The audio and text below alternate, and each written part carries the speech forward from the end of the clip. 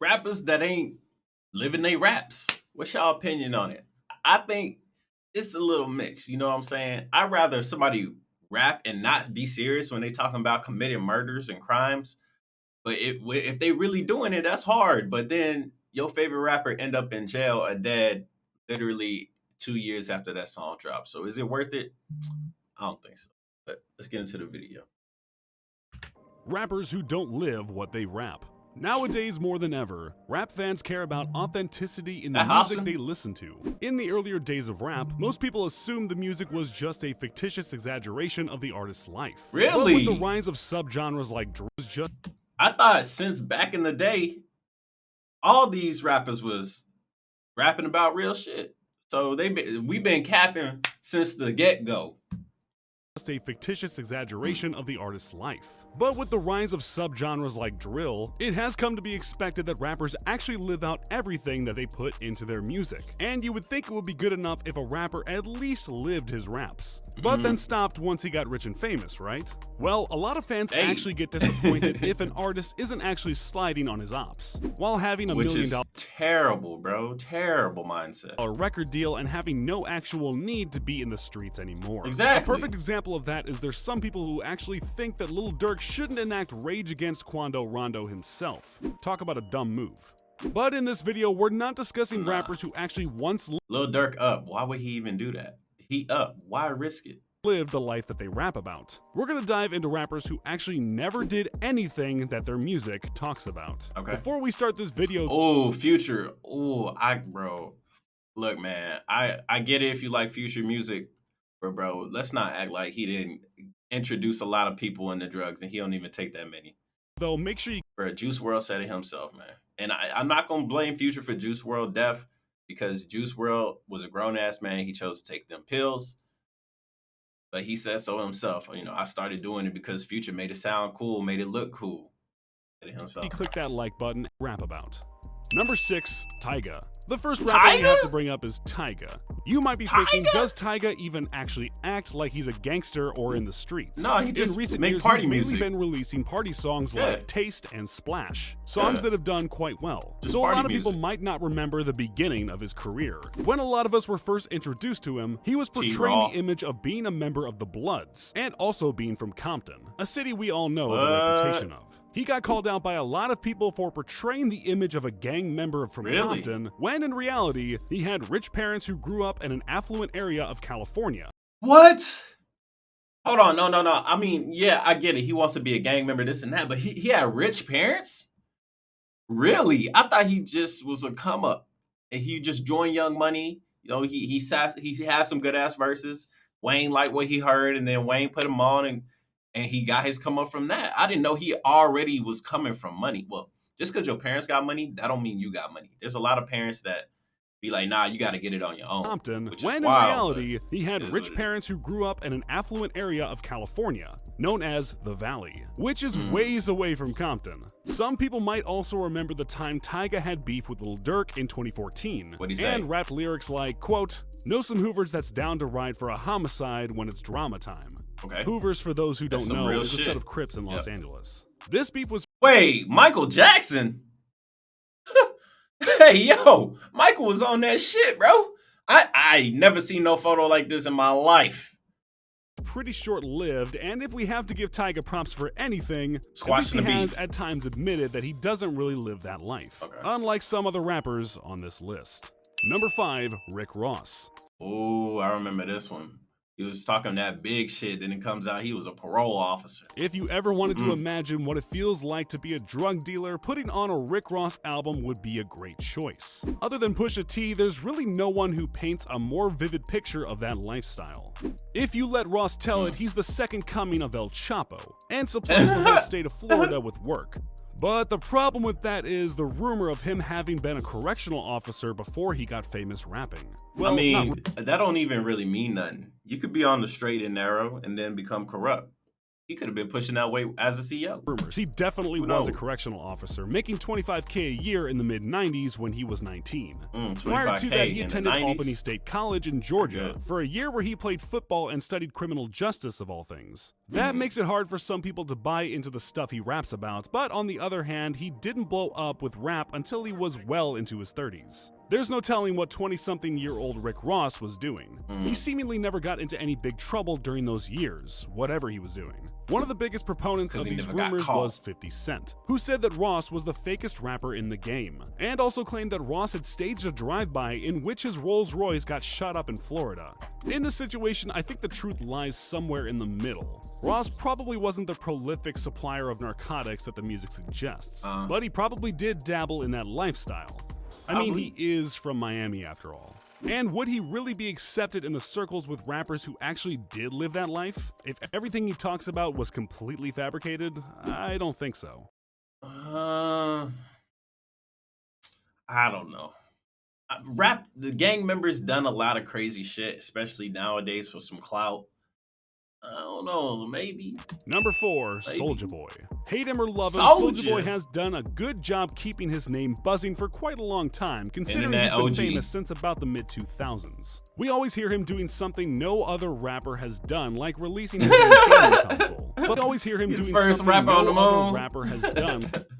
First rapper on the moon. Let's go, Soulja. Like releasing his own gaming console. But what he seems to make the headlines the most for is beefing with other rappers. When you think about it, Soulja has had beef with more rappers than almost anyone. He's sent shots at Chief Keef, Chris Brown, Lil Yachty, Migos, and that's just what Yachty do. He's usually the aggressor in these situations and acts like he's willing to resort to violence to solve any disputes they may have. And if you listen to his music, you know it's no different. I mean, the guy's nickname is literally Big Draco. Throughout his career, Soulja has claimed many gangs. Early on, he was GD.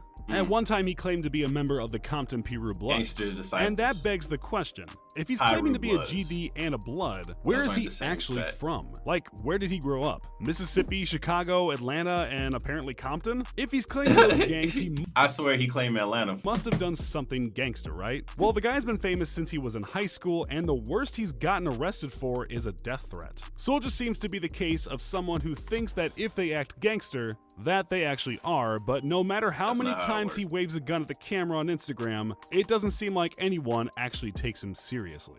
And why would you? He got famous from Kiss Me Through the Phone. Number 3, YBN Nahmir. Hey, stop hating. That song was fire. YBN Nahmir is probably the most perfect example of an artist who never lived anything that they rap about. He's not like Rick Ross, where it's debatable whether or not his lyrics are fictitious or not. After Tay-K blew up and shortly thereafter got arrested, people were looking for a similar rapper to fill the void that Tay-K had left, which Nahmir sorta did. Except Tay was way different because he obviously lived his lyrics. He's literally serving a prison sentence right now. And Nahmir, well, he's probably streaming on Twitch. Getting back to his roots, what he was doing before he ever made a song, playing video games. Before they disbanded, YBN was a crew that people thought had some potential with 3 members: Cordae, Almighty J, and Nahmir. How did they all? To this day, I still don't know. Some potential with 3 members: Cordae. We already know he the Beyonce of the group. Almighty. To this day, I still don't know. What has he ever done? Did he release some songs or something? I seen him on interviews. I don't know what Almighty J has done. J and Nahmir. And he was just faking his raps. I mean, it is what it is. How did they all meet? He was a kid. Playing Grand Theft Auto 5. And while we know Nahmir never did anything he talks about in his music, we at least know where the inspiration came from: Rockstar Games. The only thing that adds some validity to Nahmir's name is the fact that he's tied in with Rap-A-Lot Records. But after Almighty J's Rap-A-Lot chain got snatched, that doesn't hit as hard anymore. Number 2, Future. Future has had one of the longest and most successful runs in rap music that I can think of. Today, he's still as relevant as he ever was. And that's impressive for a guy who's been in the game for over 10 years. Bro, I remember when he first came out, everybody was like, man, this dude ain't gonna last, this and that. And he somehow did. The auto-tune, man. Turn off the light. I'm looking for... Y'all remember that shit? What? We all know what Fuge talks about in his music, and for as long as he's been rapping, no one has ever questioned his street credit. Well, except for Sauce Walka. Sauce said, quote, "You rap about stick talk, but you ain't even shot and missed and hit a brick." An obvious shot at the Atlanta rapper who has a track with the name Stick Talk. But what Future raps about more than being in the streets is his love for drugs. He raps about abusing them, mainly cough syrup, in almost every song. He became somewhat of a hero for people who had a love-hate relationship with drugs, creating legendary songs like Codeine Crazy. But as it turns out, a lot of his fans were disappointed when, in a 2019 interview, he revealed that at a time, he was completely sober, no double cups to be found. That's wild, and they were disappointed because he's not a drug addict? Bro, like, it's a hard thing for me because I ain't never did no drugs, nothing like that. But I know drugs can be deadly, they can be addictive. I mean, it takes lives, right? It's some serious shit. And for somebody that you look up to, you're a drug addict. You think this person is also a drug addict because he feels your pain, he knows your ups, he knows your downs, he's been through that, right? And he don't even really be doing drugs like that. So now you feel misled, like, damn, bro, I really looked up to you. I thought you could help me through this, and you don't even know what the pain like. So I get that. But at the same time, bro, Future out here, I get it. He trying to stay rich, trying to keep his money up. I don't blame him, get your bag. But bro, your music has really affected a lot of people negatively and positively, my guy. So it's crazy. I just can't. I can't really fuck with you. He received a lot of backlash at the time because he portrays an image that makes drug abuse seem appealing, while not letting on to the fact that he himself is sober. More recently, though, his music videos have shown him seemingly pouring up lean, but there's no telling if he's sober now or just realized that he needs the syrup for his image. Number 1, Drake. Drake is one and we just gonna glance over the fact that fuck it. Rapper who everyone pretty much knows what his childhood was like. He grew up in a very nice house in Toronto, sometimes visited his father in Memphis, and while he wasn't— Really? I thought he never hung out with his dad. I thought that was what that album was about. Like, I never got to see my dad. He's never around. He was always busy making music, blah, blah, blah. Writing raps, he was acting on Degrassi. So I think for most of us, it came as a surprise to hear him say stuff like Louis bags in exchange for body bags, or what the hell? My dog will do it for a Louis belt. Why is a— Well, I mean, bro, when you get so rich and so famous at a level that Drake is, I wouldn't doubt that he has some type of fucking killers and hitters or some shit. I would not doubt it. I would not doubt it, bro. Sweet boy from Toronto rapping about But him doing it himself? No, never. Never, ever, never. Never, ever, ever, never. But having somebody else do it. Exchanging luxurious clothing items for acts of violence against his enemies. His mom Sandy should be so disappointed. And who are Drake's enemies? We all know he's had a long-running feud with Pusha T, and well, Drake did send some of his goons after Pusha. But I don't think any of them got a Louis belt, because all that happened to Push was he got doused in water, after which one of the assailants got stabbed by his bodyguard. I'm sure these individuals got reprimanded for such poor results when they got back to the OVO compound. That begs the question though, if he hasn't done anything to Pusha, a guy who publicly disrespected and embarrassed him in a way no one else has, is Drake really doing what he says in his raps? Well, Pusha T is also a public figure. If something really happened to Pusha T, we all know who did it.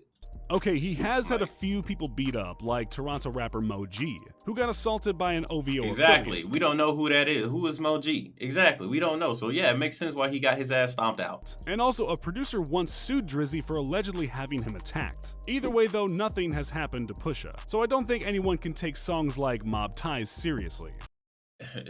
Bro, you missing the point, bro. Pusha T got that work. Pusha T got heat himself. You see what I'm saying?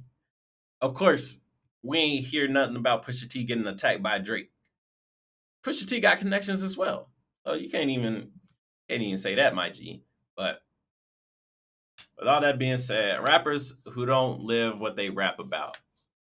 What y'all think about rappers that be lying in their raps? Do you really care? We've heard so many rappers come out and say, oh yeah, I don't really do this, I don't really do that.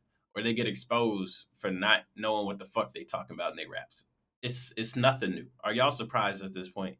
Or do y'all really just want something authentic and real? I mean, we can see the sales from like Back in Get It Back in Blood, what's his name? I don't remember his name. But bro was in jail, and he's like, he was really about that life, but now he can't give y'all any more music because he was living that real shit, and y'all gave him a platform.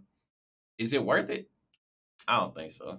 But I stick with my boy Mike Dimes because he ain't in that street shit, but he be rapping some real shit. He be rapping about how people didn't fuck with him, now they do because he up. You know, that's what I like. I like the music, the underdog music. The tale from the underdog getting to the top, and then when he get it to the top, he start pissing on everybody that didn't like him. That's the shit I like. Anyways, I don't like getting pissed on, but man, y'all get what I'm saying. I'm out.